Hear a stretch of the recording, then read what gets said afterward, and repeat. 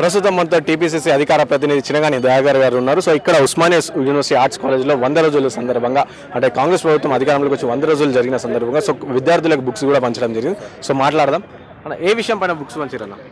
ఇవాళ ప్రజాపాలన కాంగ్రెస్ ప్రభుత్వం 100 రోజులు పూర్తయినటువంటి సందర్భంగా నిరుద్యోగులకు ఒక భరోసా ఇవ్వడానికి, విశ్వాసం కలిగించడానికి ఈరోజు మేము వాళ్ళ నిరుద్యోగులకు ఉద్యోగాల వైపు తీర్చిదిద్దడానికి ప్రజాప్రభుత్వం కృషి చేస్తున్నటువంటి సందర్భంలో వాళ్ళకు ఒక పుస్తకాలు పంపిణీ చేసి వాళ్ళతో ఒక మాట మన చేసి వాళ్ళకు ధైర్యం ఇవ్వడం జరిగింది.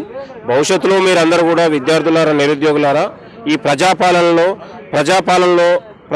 ప్రభుత్వంలో మీరందరూ కూడా భాగమై సలహాలు సూచనలతోనే మళ్ళీ వర్ధిల్లాలే, 100 దాదాపు ఈ 10 సంవత్సరాలు ఉండే ఈ ప్రభుత్వంలో మీరందరూ కూడా భాగం కావాలని కూడా మేము పిలుపునిస్తా ఉన్నాం. ఎందుకంటే 10 ఏళ్ళలో ఉన్నటువంటి బీఆర్ఎస్ పాలన మీద, నియంత పాలన మీద కొట్లాడి అనేక కేసులు పెట్టుకొని జైళ్ల పాలైనటువంటి నిరుద్యోగ యువత చెట్టుకోగడ పుట్టుకోగడై ఇవాళ ఉద్యోగాల కల్పన కోసం ఇవాళ ఒక చిత్తశుద్ధితోనే అంకిత భావంతో ఇవాళ కాంగ్రెస్ ప్రభుత్వం ఉంది. కాబట్టి మీరందరూ కూడా మన ప్రభుత్వం, మన ప్రజాపాలన, మన ఒక స్వేచ్ఛ సమానత్వంతో నడుస్తున్నటువంటి ప్రజాపాలనలో మీరందరూ కూడా భాగంగా అండి.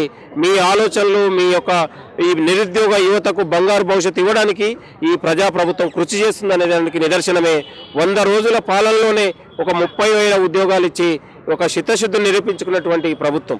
కాబట్టి ఇవాళ మోడీ అయినా కేసీఆర్ అయినా వీళ్ళందరూ కూడా నిరుద్యోగులకు వ్యతిరేకులు కాబట్టి, ప్రజా వ్యతిరేకులు కాబట్టి రాబోయే ఈ పార్లమెంట్ ఎన్నికల్లో కూడా వాళ్లకు బుద్ధి చెప్పాల్సిన అవసరం ఉంది, వాళ్ళని ఓడించాల్సిన అవసరం ఉంది. ఇవాళ మోడీ ఇవాళ ఒక కేడీ లాగా ఇవాళ కేసీఆర్ కూడా ఇవాళ ముసలి కన్నీరుగా అరుస్తూ ఉన్నాడు. 10 ఏళ్ళు నీకు ప్రభుత్వం అప్పచెప్తే నిరుద్యోగుల్ని పట్టించుకోలే, రైతుల్ని పట్టించుకోలే, మొత్తం కూడా రాష్ట్రాన్ని అవినీతి చేసినటువంటి కేసీఆర్కి ప్రజలు అందుకనే బుద్ధి చెప్పారు. ప్రజలు చాలా చరిత్రకారులు, గొప్పవాళ్ళు కాబట్టి నిరుద్యోగులారా, విద్యార్థులారా ఈ ప్రజా ప్రభుత్వం తీసుకొస్తున్నటువంటి ఆదర్శ పథకాలు కావచ్చు, ఈ పథకాలన్నింటినీ కూడా ప్రచారంలో మీరందరూ కూడా భాగం కావాలని కూడా ఉస్మానియా యూనివర్సిటీ సాక్షిగా వాళ్ళందరూ కూడా పిలుపునివ్వడం జరిగింది. ఈ మన ప్రభుత్వం, మన ప్రజాపాలన కాబట్టి ఇవాళ రాబోయే ఇంకా ఉన్నటువంటి ఈ ఎలక్షన్ కూడా అయిపోగానే ఈ ప్రజా ప్రభుత్వం 2 లక్షల ఉద్యోగాలకు కట్టుబడి ఉంది. ఎవ్రీ ఇయర్ జాబ్ క్యాలెండర్ ఇచ్చే బాధ్యత తీసుకుంటుంది. ఏ వర్గానికి, ఏ ఉద్యోగికి నిరుద్యోగ కష్టం వచ్చినా కూడా కాంగ్రెస్ ప్రభుత్వం మీ ముంగిట్లో మీ జీవితాల్లో వెలుగు నింపే బాధ్యతలో ప్రజాప్రభుత్వం తీసుకుంటుంది. అందులో ఎలాంటి సందేహం లేదు. కాబట్టి ఈ ప్రజాప్రభుత్వంలో స్వేచ్ఛ ఉంటుంది, సమానత్వం ఉంటుంది, శాంతి భద్రతలను కాపాడే ఉంటుంది, ఇవాళ రాజ్యాంగ హక్కులను కూడా కాపాడుకుంటుంది అనే విషయాన్ని కూడా మీ అందరికీ తెలుసు. వచ్చిన ఒక రోజుకి మాత్రమే ప్రగతి భవన్లో గేట్లు బద్దలు కొట్టి ఇలా కొన్నటువంటి ఒక స్వేచ్ఛనిచ్చినటువంటి ప్రభుత్వం. కాబట్టి విద్యార్థులారా, నిరుద్యోగులారా పార్లమెంట్ ఎన్నికల్లో కాంగ్రెస్ గెలుపు కోసం, రాహుల్ గాంధీ గారిని ప్రధాని చేయడం కోసం నిరుద్యోగ యువతంతా కూడా కలిసి రావాల్సిన అవసరం ఉందని కూడా ఉస్మానియా యూనివర్సిటీ నుంచి పిలుపునిస్తా ఉన్నాను. భవిష్యత్తులో ఏది ఎప్పుడు వచ్చినా ఈ ప్రజాప్రభుత్వం మీకు అండగా ఉంటుంది. నిరుద్యోగ వృత్తి వస్తుంది, ఉద్యోగాలు వస్తాయి. నిరుద్యోగ నిర్మూలన కోసం కాంగ్రెస్ ప్రభుత్వం చిత్తశుద్ధితో కట్టుబడి ఉంది. రాబోయే ఎన్నికల్లో మీరందరూ కూడా కాంగ్రెస్ ప్రచారంలో మీరందరూ కూడా భాగం కావాలని కూడా మీ అందరికీ పిలుపునిస్తా ఉన్నాం. సో 100 రోజుల పరిపాలన ప్రజలు సంతోషంగా ఉన్నారు మీరు అంటారు. కానీ ప్రజలు కానీ ప్రతిపక్షం కానీ ఏమంటారు, ఏదైతే 6 గ్యారెంటీలు ఇచ్చారో అవి కొన్ని మాత్రమే చేశారు. ఏదైతే 500 బోనస్ కానీ, 4,000 కానీ, 2,500 మహిళలకు కానీ, సో ఇలాంటి ఎవి కూడా చేయలేరని చెప్పేసి అంటున్న పరిస్థితి. ఇది ప్రజాప్రభుత్వం, ప్రజాపాలన 100 రోజులు ఉన్నటువంటిలో 6 గ్యారెంటీల పథకాలు అమలు చేసింది.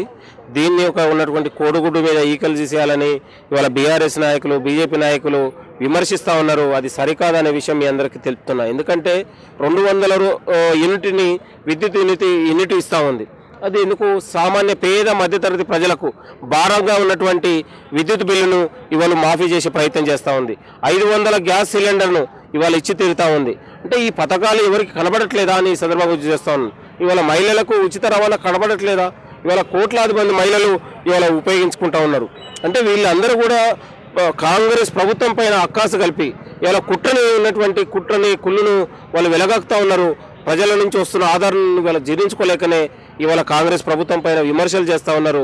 గతంలో ఏనాడైనా గ్యాస్ సిలిండర్ మీరు ధర తగ్గించారా? ఇవాళ మీరు ఏనాడైనా మహిళలకు ఉన్నటువంటి ఉచిత రవాణా గురించి ఆలోచించారా? మహిళల శాంతి భద్రతలే, మహిళల హక్కుల గురించే గాలికి వదిలేసినటువంటి ప్రభుత్వాలు.